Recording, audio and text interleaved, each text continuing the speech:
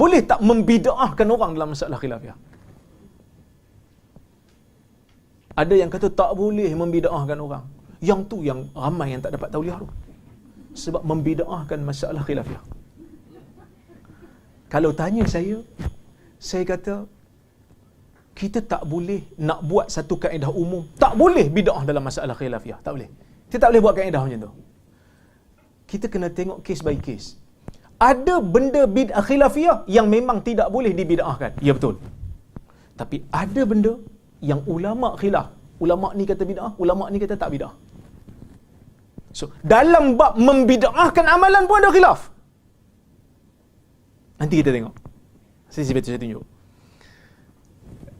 Dalam bab khilafiyah yang mana dalilnya tidak begitu jelas, dalil zanni dari sudut dalalah, ya, kita tidak boleh membid'ahkan. Contoh, bab baca, imam makmum baca Fatihah di belakang imam. Nak baca ke tak nak baca? Ada mazhab kata baca, ada mazhab kata tak baca. So tidak boleh membid'ahkan kerana dalilnya bercanggah-canggah. Masing-masing ada pegangan masing-masing.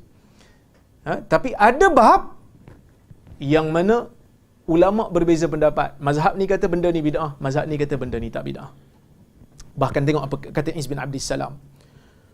Wa qad yukhtalafu fi ba'di dhalika fayaj'aluhu ba'dul ulama min al-bid'il makruha wa yaj'aluhu akharun min as-sunnanil maf'ula ala ahdi Rasulillah sallallahu alaihi wasallam fama ba'dah wa dhalika kal isti'adzah fi shalah wal basmalah.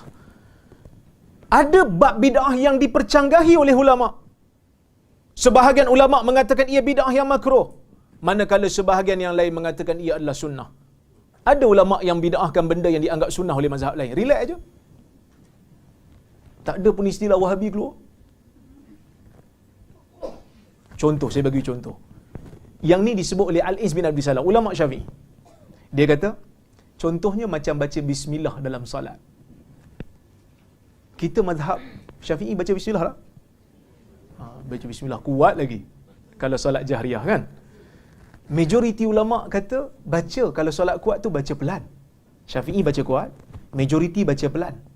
Maliki makruh baca. Makruh baca. Maksud kalau tak baca dapat pahala. Siapa berani kata Maliki Wahabi? Taklah. So, dia orang berbeza pendapat dalam masalah ni kerana dalil berbeza-beza. So, ijtihad berbeza-beza. Contoh khilaf dalam hukum bid'ah. Contoh bila khilaf. Ni, salam jama'i lepas solat. Zaman dulu bincang dah. Salam jama'i. So, lepas solat jemaah, salam beramai-ramai. Kita buat kan? Sebahagian masjid lah. Siap selawat lagi kan? Salam. Zaman dulu dia buat lepas maghrib, lepas subuh dan asar. Dia orang buat lepas subuh dan asar. Kenapa lepas subuh dan asar? Sebab waktu tu tak ada salat ba'diyah. So dia orang lepas zikir terus bangun terus salam ramai-ramai. Zaman kita setiap waktu buat. Kan? Adalah sebahagian tempat yang setiap waktu buat. Benda ni tak dibuat di zaman Nabi. Tu disepakat. Tapi apa hukumnya? Khilaf. Sebahagian ulama mengatakan harus. Siapa kata harus? Imam Nawawi. Imam Nawawi dalam Majmu' dia kata tak apa. Sebab dia kata salam ni bukan salah. Salam je lah. Kan Nabi kata boleh salam. Al-Iz bin Abdis Salam dalam Qawaidul Ahkam dia kata harus. Tapi dalam fatwa dia kata bid'ah. Saya tak tahu, ini orang kena kaji. Sebab ada perbezaan pandangan dia dalam dua isu ni. Yang mana satu dulu, yang mana satu kemudian saya tak tahu. Kena kaji, orang yang pakar dalam bidang syariah kena kajilah. Baik. Tapi ramai di kalangan ulama yang kata bid'ah. Bid'ah yang tercela. Takkan salam pun tercela. Kita bincang tadi solat pun ada yang tercela. Apatah lagi salam. Siapa yang kata tercela? Dia kata dilarang. Antara ulama yang berpegang dengan pendapat ni, Asy-Syatibi, Ibn al-Hajj al-Maliki, Al-Munawi, Mulla Ali Al-Qari, Ibnu Hajar juga cenderung pada pendapat ni. Dia tak sebut dia sokong, tapi nampak ayat macam cenderung. Sebab apa mereka kata begitu? Dalil mereka ialah ia tidak pernah dilakukan di zaman salaf dan amalan ini juga dilakukan secara berterusan. Ia akan mengelirukan orang awam dengan anggapan salam jama'i selepas salat mempunyai fadilat yang khusus. Bahkan hari ni kalau ada yang tak pergi salam, orang pandang apa dia? Sombong. Sedangkan dia nak duduk, nak zikir lagi. Pasal apa kita nak pergi paksa dia untuk tawaf masjid tu?